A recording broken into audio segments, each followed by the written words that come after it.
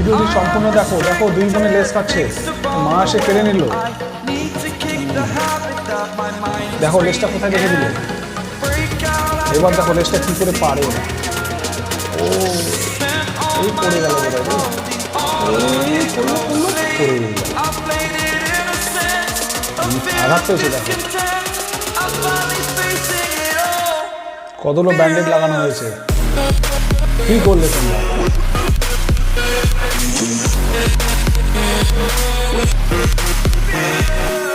তোমরা যারা বোনকে এইভাবে ভালোবাসো তারা কিন্তু ভিডিওতে একটা লাইক করে দিও এবং চ্যানেলটিকে সাবস্ক্রাইব করে পাশে থেকো। দেখো দিদি কি করে পারে একা একা। ও